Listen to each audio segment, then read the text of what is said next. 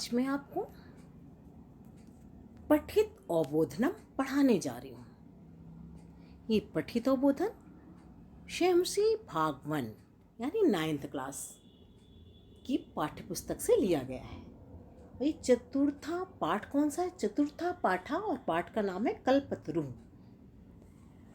आपको पठित अवबोधन इसलिए पढ़ाया जाता है कि इससे जो पैराग्राफ होता है, जो ये अनुच्छेद होता है, इससे आपको उत्तर निकालने होते हैं, एक पदेन पूर्ण वाक्यन और निर्देशानुसारम।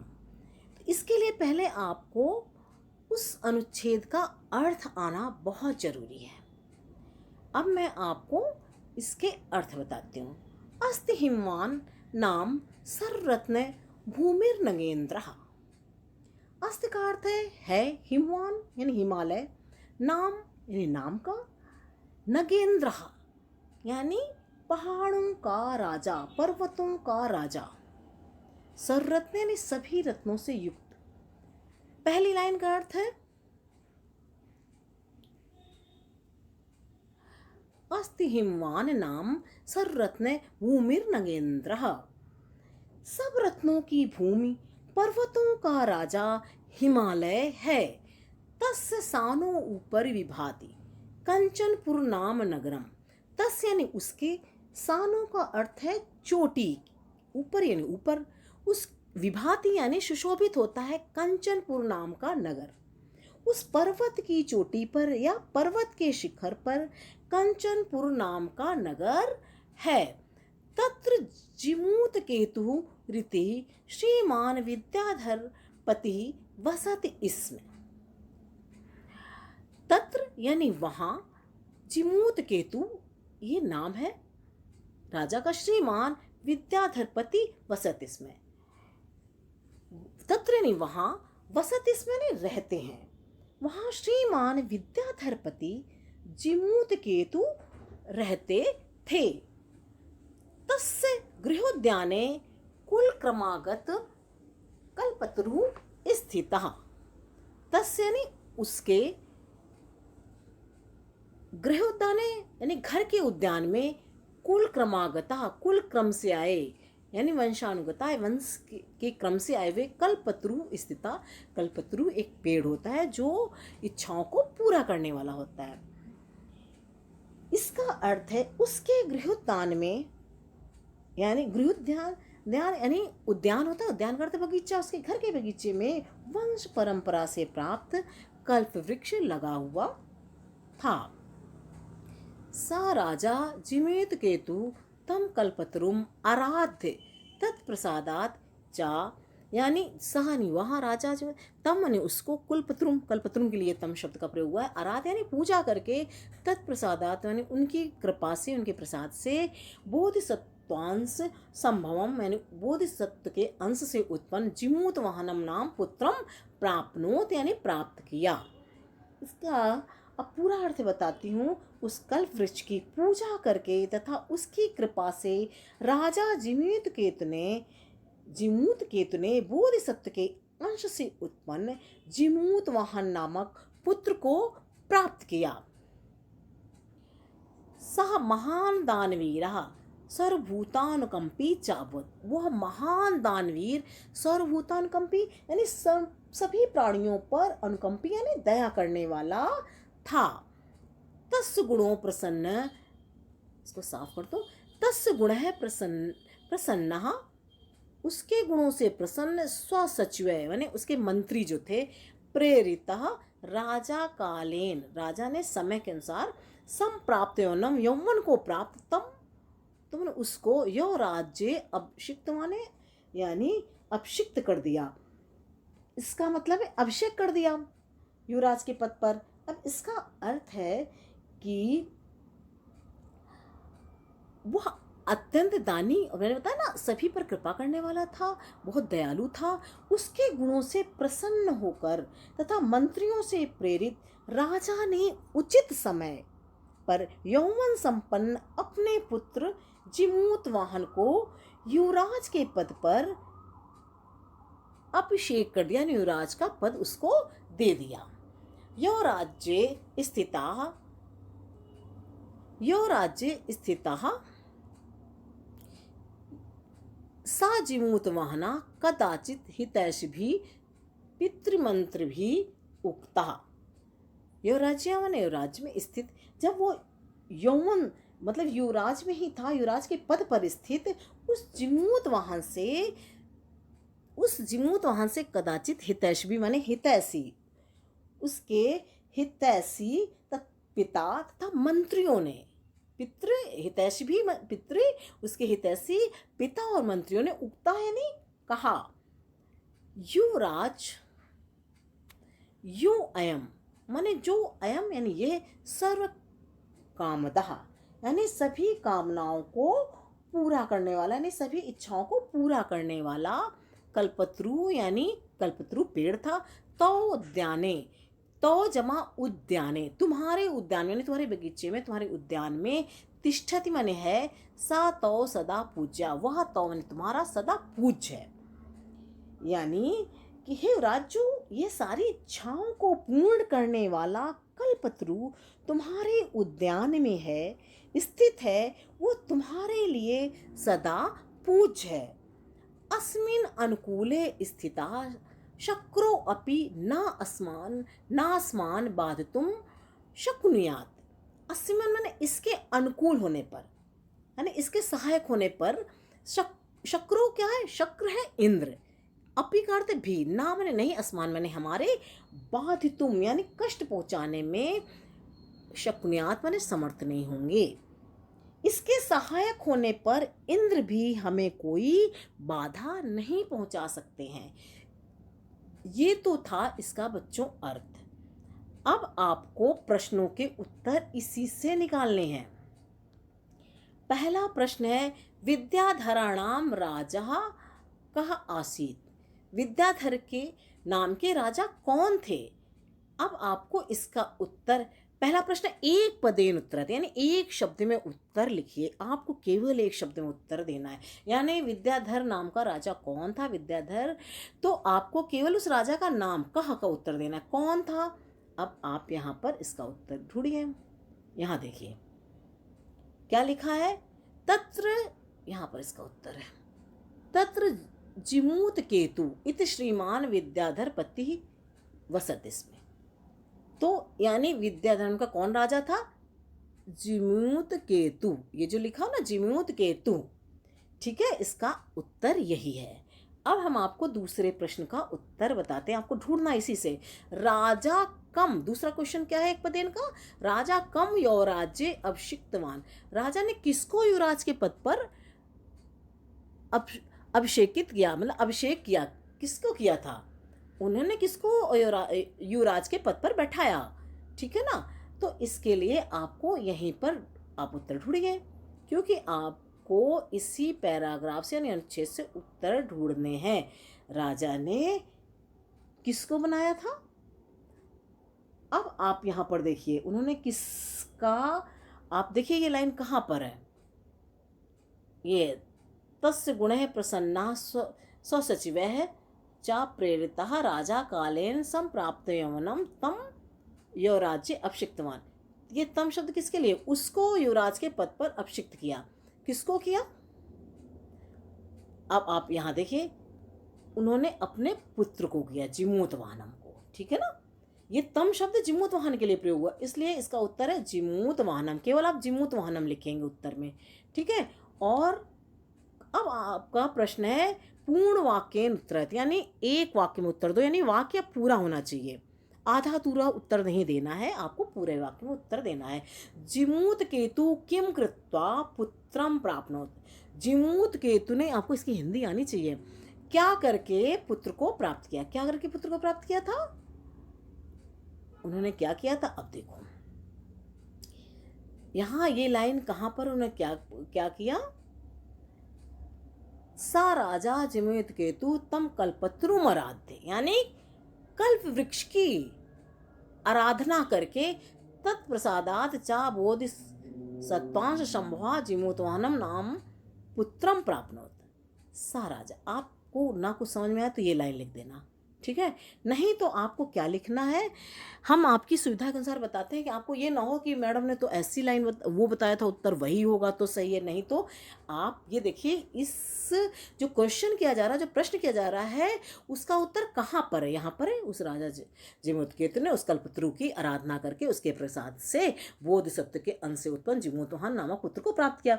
लेकिन वैसे आपका जो उत्तर होगा बहुत छोटा सा वैसे है, जिमोतकेतु कल्पतरुम आराध्य पुत्रम प्राप्नोत। ठीक है ना, बस आप इतना बोलेंगे कल्पतरुम आराध्य शब्द को उस प्रश्न में आप देखिए, आप वो लाइन लिख दो तो भी उत्तर सही है। लेकिन आप यहाँ देखो लिखा ना, जिमूत केतु किम कृत्वा, किम कृत्वा शब्द की जगह क्या लिख दोगे?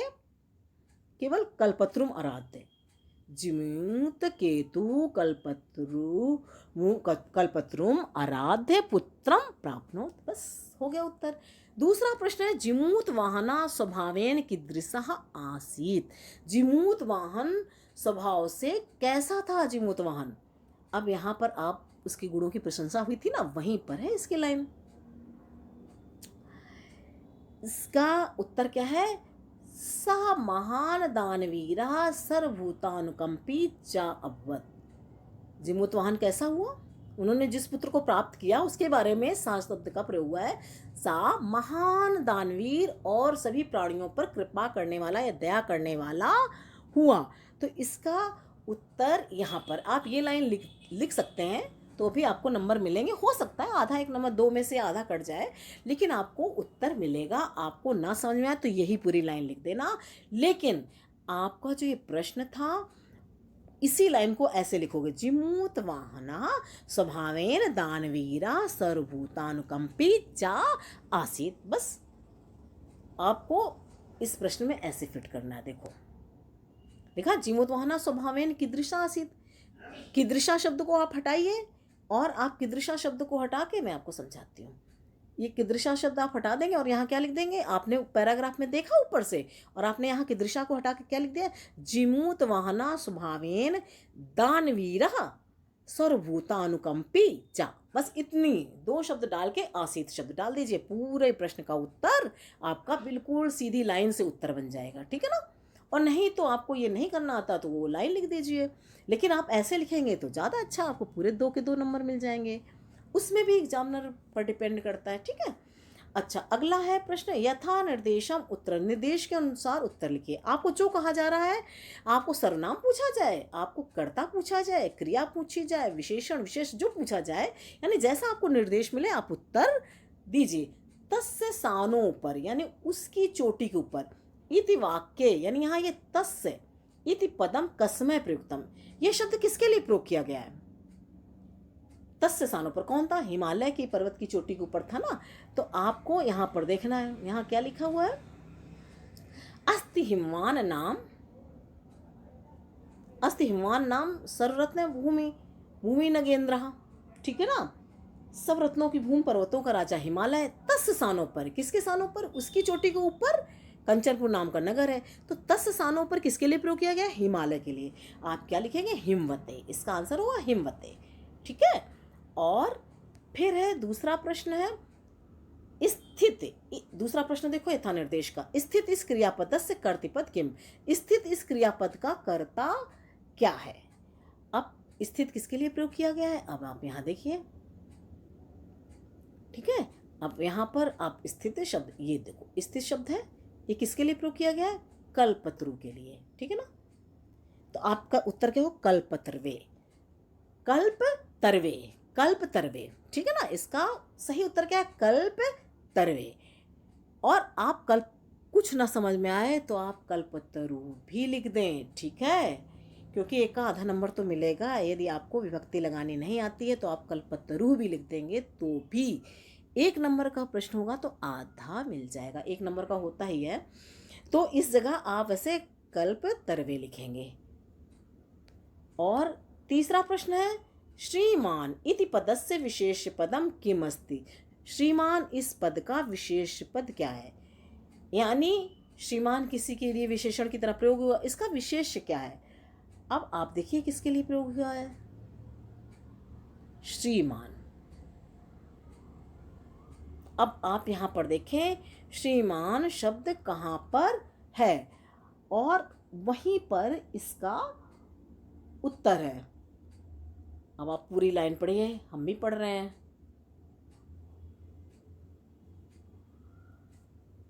राजा हाँ ये देखिए श्रीमान यहाँ पर है, ये श्रीमान विद्या देखो, तत्र जिमूत केतु इति या जिमूत केतु इति श्रीमान विद्याधर पति वसत, इसमें ठीक है। तो ये श्रीमान शब्द वहाँ श्रीमान विद्याधर पति जिमूत केतु रहता था, तो इसका उत्तर क्या हुआ, जिमूत केतु, ये इसका उत्तर है। ठीक है, इनके लिए प्रयोग हुआ है। तो आप विभक्ति लगाकर जिमूत केतवे शब्द लिखेंगे, और नहीं आपको समझ में आता तो ये भी, यानी आपको किसी भी हाल में परीक्षा के समय, पेपर देते समय प्रश्न का उत्तर देना नहीं छोड़ना है। आपको प्रश्न का उत्तर जरूर देना है। आप यदि विभक्ति नहीं लगा पाते तो आप जिमूत केतु भी लिख देते हैं तो भी आपका उत्तर सही है। ये बात दूसरी, उसमें से एक से आधा नंबर कट सकता है, ये एग्जामिनर पर डिपेंड करता है। वो कभी कभी दे भी देते हैं पूरे नंबर, तो आपको एक भी मिल सकता है, इसका आधा भी मिल सकता है। आप जिमूत केतवे लिखेंगे। फिर है चौथा प्रश्न, कृपालु यथा निर्देश का चौथा प्रश्न देखिए। कृपालु इत्यर्थे किम पदम गद्यांशे, कृपाल इस इत्यर्थे यानी इस अर्थ का क्या शब्द गद्यांश में है। तो कृपालु यानी कृपा करने वाला, तो कृपा करने वाला जैसा ही शब्द आप अनुच्छेद में ढूंढेंगे। ठीक है, तो आपको यहाँ पर आप ढूंढिए, यहाँ देखो, सर्वभूता अनुकंपी, सब पर अनुकंपा करने वाला चाहे कृपा करने वाला, दोनों का अर्थ एक ही है। तो इसका अर्थ हुआ अनुकंपी। आप सर्वभूता से निकाल लेंगे अनु, ऐसे कम पी, ठीक है, अनुकंपी सर्वभूत, ठीक है। सर्वभूता अनुकंपी में सर्वभूत जमा अनुकंपी है, तो आप अनुकंपी शब्द, ठीक है। इससे अनुकंपी यानी अनुकंपा करने वाला, ये इसका उत्तर हुआ, ठीक, इसका कृपालु का। अब हम, आपने देखा, आपने किस तरह से पहले गद्यांश का अर्थ समझा, उस अर्थ को समझने के बाद आपने प्रश्नों के उत्तर किससे ढूंढे, गद्यांश से। अब आप पढ़ेंगे नहीं तो आप नहीं समझ पाएंगे कि पठित अवबोधनम होता क्या है और ऊपर गद्यांश नीचे प्रश्न, इसका करना क्या है। तो आप जब इसको पढ़ेंगे, अच्छे से समझेंगे, तो आपको उत्तर निकालना आ जाएगा। जैसे मैंने समझाया है, आप उसे अच्छे से ध्यान से समझिए, और आपको बस एक बार नहीं, दो बार में आप दो बार ध्यान से समझ लें कि मैंने कैसे आपको समझाया। अब आपको आ जाएगा कि कैसे उत्तर निकाले जाते हैं, ठीक है। और करीब करीब जो प्रश्न पूछा जाता है वैसा ही अनुच्छेद में जहाँ लाइन होती वहीं उत्तर होता है, ठीक है। तो आप वहीं उत्तर ढूंढिए, पहले देखिए ये लाइन कहाँ पर है इसके जैसी, फिर वहाँ उत्तर ढूंढिए, फिर आपको आराम से उत्तर मिल जाएंगे, ठीक है। और यथा निर्देश में आपसे जो पूछा जाए आप उसके उत्तर देंगे, और जितना पूछा जाए उतना ही देंगे। एक पदेन है तो आप एक शब्द में उत्तर देंगे, पूर्ण वाक्य ना पूर्ण वाक्य में उत्तर देंगे, ठीक है। और आपकी सरलता के लिए हमने यहाँ पर आपके लिए उत्तर दे दिए हैं, ठीक है। आप क्या करना, आपको अच्छे से पठित अवबोधनम आ जाए, इसके लिए पहले आप अनुच्छेद को अच्छे से पढ़ना, उसका अर्थ समझना, फिर स्वयं उत्तर निकालना, और फिर इन उत्तरों से मिलान करना, ठीक है ना। और जब मिलान में सही आ जाए तो समझ लेना आपको आने लगा है, और नहीं भी आता तो कोई भी परेशान होने की ज़रूरत नहीं है। आप दोबारा प्रैक्टिस करिए, दोबारा करिए, आपको उत्तर निकालने आ जाएंगे, ठीक है ना। आप अपनी परीक्षा स्वयं लीजिए, खुद निकाल करके, फिर इन उत्तरों से मिलान करके, इस तरह से आपको पठित अवबोधनम अच्छे से आ जाएगा। अभी तो ये 9वीं में है, आप 9वीं कक्षा में आप पढ़ रहे हैं, इससे आप याद हो जाएगा, ठीक है। समझ लें, फिर 10वीं में भी ये आता है, तो आप 9वीं कक्षा में और उसके बाद 10वीं कक्षा में आपको आसानी हो जाएगी पठित अवबोधनम को समझने में, ठीक है बच्चों।